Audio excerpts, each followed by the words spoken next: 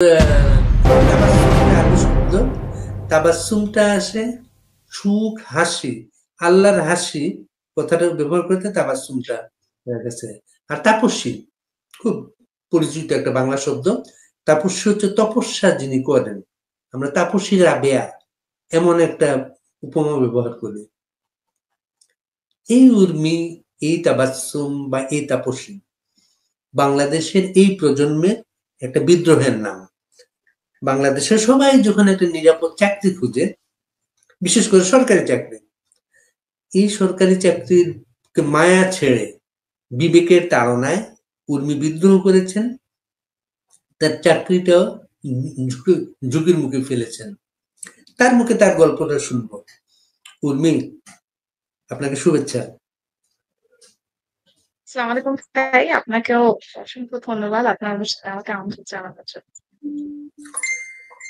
তো আমরা আমি মূল প্রসঙ্গে চলে যাই। আমি অনেক লম্বা একটা ভূমিকা দিয়ে ফেলেছি, মানুষ হয়তো বিরক্ত হচ্ছে আমার প্রতি। হ্যাঁ, কারণ সবাই সবাই উর্মির কথা শুনতে চায়। একটা বক্তব্য উর্মি, যে বক্তব্যের মাধ্যমে আহ, সারা দেশে হইচই পড়ে গিয়েছিল। ঘটনাটা 6 অক্টোবরের। ওই ঘটনাটা একটু জি বলা ভাই, যায়, আমাদের সাথে শেয়ার করা যায়? জি ভাই, ঘটনাটা হচ্ছিল 6 অক্টোবরে। আমার আসলে একটা ডিপার্টমেন্টের এক্সাম ছিল। আমাদের 3টা এক্সাম দিতে হয় ডিপার্টমেন্টে। তো ওই সময় আমি ঢাকায় ছিলাম। তো ঢাকা থেকে যেদিন আসি, আসার দিন আমি বাসে ছিলাম। তো ওখানে বসে বসে আমি খবর দেখতেছিলাম। তো তখন দেখি যে আহ, যে প্রধান উপদেষ্টা আমাদের, উনি আহ নিউ ইয়র্কে তখন জাতিসংঘের একটা সাধারণ পরিষদের একটা অধিবেশন ছিল, ওখানে যোগ দিতে গিয়ে মানে একটা সাক্ষাৎকার দেন ভয়েস অফ আমেরিকাকে। তো সেই সাক্ষাৎকারে যখন বঙ্গবন্ধু সম্পর্কে জিজ্ঞেস করা হয় যে বঙ্গবন্ধুর বাড়ি ভাঙা হলো, বঙ্গবন্ধুর প্রতি যে অসম্মান করা হলো, এটা নিয়ে যখন তাকে জিজ্ঞাসা করা হয়, তিনি আহ তার জেস্টার কষার একদম বুঝিয়ে দেন যে উনি আসলে খুব বিরক্ত এই প্রশ্নটাতে। ছাত্ররা অভ্যুত্থান করেছে, ছাত্ররা আন্দোলন করেছে, ছাত্ররা বলেছে, তারা রিসেট বাটন পুশ করেছে, অতীত নিশ্চিহ্ন। উনি এমন ভাবে বলেন যে আমাদের আসলে কোনো অতীত ইতিহাস নাই, অথবা যেটা ছিল সেটা একদম নিশ্চিহ্ন, এখন আমরা নতুন করে শুরু করি। তো ওটা আসলে দেখে আমি আমি আমি যে শক, যেটা আসলে উনি কিভাবে বলতে পারেন। বাংলাদেশের প্রত্যেকটা নাগরিকের কিন্তু আসলে আমাদের যে মুক্তিযুদ্ধ চেতনা সেটাকে ধারণ করার কথা।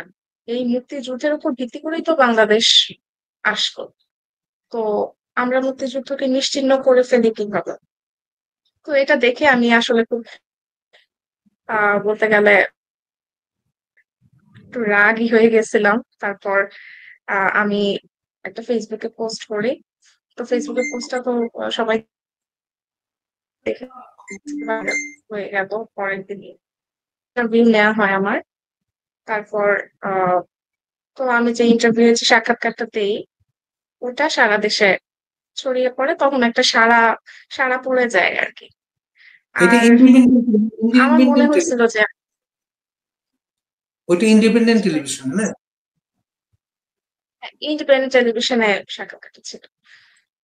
তো এরপরে আমার উপর একটা ঝুঁকি চলে আসে। আমার ডিসি স্যার আমাকে ডাক দেন, ডাক দিয়ে জিজ্ঞেস করেন যে তুমি এই কথাটা কেন বলতে গেলা।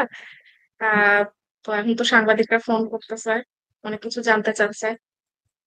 তো আমি তখনই বুঝে যাই ওই সময় কিছু আসলে একটা হবে, আমাকে আর এখানে হয়তো রাখা হবে না লালমনিরহাটে, কারণ আমার উপর একটা লাইফ থ্রেট চলে আসতে পারে। তো ডিসি স্যারও চেষ্টা করেন যে আমাকে যত দ্রুত সম্ভব রংপুরে বদলি করে দেওয়ার জন্য। তো 2টা অর্ডার হয় একসাথে, রংপুরে একবার বিভাগীয় কমিশনার অফিসে আমাকে বদলি করা হয়। তারপর আবার ওই রাতেই আবার আহ, আমার আমাকে ওয়েসডি করা হয় জলপাইগুড়ি মন্ত্রণালয়। তো আমি ওই দিন পরের দিন ভোরেই আমি ফ্লাইটে করে চলে আসি ঢাকায়, কারণ আমার তো জনপ্রশাসনে জয়েন করতে হবে। তো এরপরে 9 অক্টোবর আমি জনপ্রশাসনে জয়েন করি। তো এখন পর্যন্ত এরপর তো আমাকে সাময়িক বরখাস্ত করে ফেলা হয়। তো এখন পর্যন্ত এই অবস্থায় আছে, সাময়িক বরখাস্ত অবস্থায়। আর আমার বিরুদ্ধে বিভাগীয় মামলা চালু হয়েছে। ওটার প্রথম শো কজের জবাব আমি দিয়েছি। এরপর আবারও আমার বিরুদ্ধে গুরুদণ্ড দেওয়ার, অর্থাৎ একেবারেই ডিসমিস করে দেওয়ার ডিসিশন নেয়। তো তারপরে আমাকে দ্বিতীয় শোকজ নোটিস করা হয়, সেই শোকজের জবাবও দিয়েছি। তো এই অবস্থায় এখন পর্যন্ত আছে। ওই জি। সময় তো আপনি লালমনিরহাটের সহকারী কমিশনার ছিলেন। হ্যাঁ, বাংলাদেশ সরকারি কমিশনের ছিল। আর হচ্ছে ম্যাজিস্ট্রেট একই সাথে। হ্যাঁ, লালমনিরহাটের সরকারি কমিশনার এবং এক্সিকিউটিভ ম্যাজিস্ট্রেট ছিলাম। এরপরে ওএসডি করে ফেলার পরে এখন আমার ডেজিগনেশন হচ্ছে আমি সহকারী সচিব, ওএসডি, জনপ্রশাসন নিয়ে, আর সাময়িকভাবে বরখাস্ত।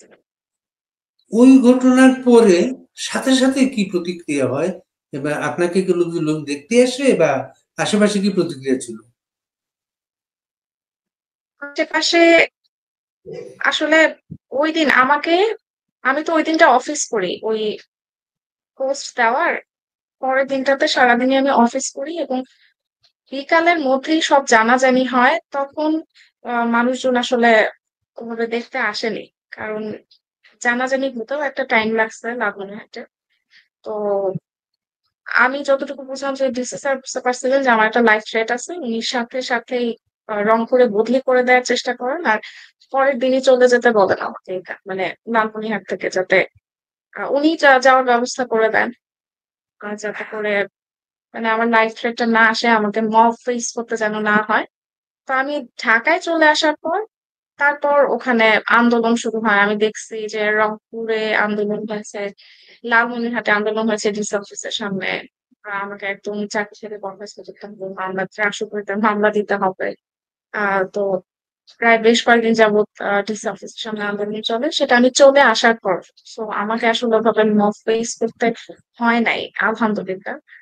তো এই জন্য আমি আসলে আল্লাহর কাছে অনেক কৃতজ্ঞ। তাৎক্ষণিক কিন্তু অনেকে বলার চেষ্টা করছে এই ঘটনা প্রমাণ করে প্রশাসনে আওয়ামী লীগের দোসর এখনো রয়ে গেছে, তারা এইভাবে মাথা তুলে দাঁড়াচ্ছে। এটা কি আপনার কখন, এটা বলার কারণ কি? আপনাকে আওয়ামী লীগের সাথে কোনোভাবে আপনার সম্পর্ক ছিল? না, আওয়ামী লীগের সাথে তো আমার আসলে কোনোভাবেই কোনো সম্পর্ক নাই। আমি ছোটবেলা থেকে আহ আ- আমি কি বলবো, আমার ফ্যামিলি, আমার বাবা হচ্ছে বিসিএস জেনারেল এডুকেশন ক্যাডারে ছিলেন, তো উনি তো একজন সরকারি কর্মকর্তা। উনি রিটায়ার করেছেন 2021-এ। তো আমাদের পরিবারে কোনো রাজনীতির কোনো চর্চা ছিল না। আর হচ্ছে আমি ছোট থেকে পড়াশোনাই করছি। তারপর আহ গান শেখা, কবিতা আবৃত্তি শেখা, এইসবের ভিতরেই ছিলাম, মানে আমাদের মিলেনিয়াল যে বাচ্চারা যেভাবে বড় হয় আর কি, সেভাবে। তো এরপর ইউনিভার্সিটিতে গেলাম, শাহজালাল ইউনিভার্সিটিতে ভর্তি হলাম। ওখানে কম্পিউটার সায়েন্স ইঞ্জিনিয়ারিং, ওখানে পড়াশোনার প্রেশার ছিল। আমার ওই টাইমে আমার দুইটা থিসিস আমার পাবলিকেশন হয়েছে। তো আমার পরিশ্রম করতে হয়েছে ওই টাইমটাতে। আর হচ্ছে আহ এর বাইরে রাজনৈতিক কোনো কর্মকাণ্ডের সাথে তো আমি কখনোই যুক্ত ছিলাম না। আর আরেকটা ব্যাপার আমি বলি যে বাংলাদেশের যে ইতিহাস নিয়ে পড়াশোনা, আমি আসলে সায়েন্সের স্টুডেন্ট ছিলাম। দেখা গেছে যে ইন্টারমিডিয়েটের পরে কিন্তু আর ইতিহাস নিয়ে পড়াশোনাটা হয় না, যেহেতু সায়েন্স, আর্টস, কমার্স এভাবে ভাগ হয়ে যায়। যারা আর্টস এর থাকে, মানে হিউম্যানিটিজ এর থাকে, তারা পড়ে, তারা অনেক কিছু জানেন ইতিহাস সম্পর্কে। তো আমি সায়েন্স ব্যাকগ্রাউন্ড হওয়ার কারণে আমার আসলে জানাই হয় না ওভাবে বেশি, পড়াও হয় নাই। তো কম্পিউটার সায়েন্স ইঞ্জিনিয়ারিং এ ভর্তি হওয়ার পর ওভাবে ইতিহাস পড়া হয়নি। তারপর যখন আমি বিসিএস এক্সামটা দেই, তো ওই সময়টাতে ওই সময়টা তো আসলে মুক্তিযুদ্ধ এবং বঙ্গবন্ধুর লাইফের নিয়ে একটা সিলেবাসের একটা বিগ পোর্শন ছিল। তো ওই সময় আমাকে পড়তে হয়েছে। তখন আমি আসলে খুব আন্তরিক ভাবে পড়ার চেষ্টা করছি। আমি খুব ইন্টারেস্ট পাইতাম যে যে দেশের এত মানে রিচ একটা ইতিহাস আছে, যে আমরা 24 বছর সংগ্রাম করে, তারপর 9 মাস রক্তক্ষয়ী যুদ্ধের মাধ্যমে আমরা দেশ স্বাধীন করছি। মানে আমার মনে হচ্ছে যে আমরা একটা আসলে বীরের জাতি। তো এবং এর সাথে সাথে যে বঙ্গবন্ধু আত্মত্যাগ, উনি যে এত বছর কারাবরণ করলেন আমাদের জন্য, আমার মনে হয় আমার জন্য। উনি যদি কারাবরণ না করতেন, ওনার লাইফের 12 বছর যদি দিয়ে না দিতেন, আজকে আমি হয়তো এই পর্যায়ে থাকতে পারি। তো আমার একটা মানে খুব অসম্ভব রকম একটা কৃতজ্ঞতা বোধ আছে মুক্তিযোদ্ধাদের প্রতি।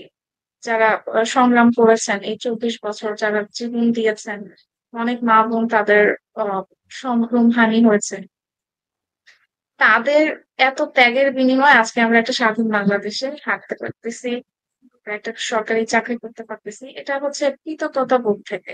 এটা কোনো মানে এমন না যে আওয়ামী লীগের সাথে যুক্ত হলেই আমি এগুলা ধারণ করব, আর আওয়ামী লীগের সাথে না থাকলে আমি ধারণ করব না, এটা না।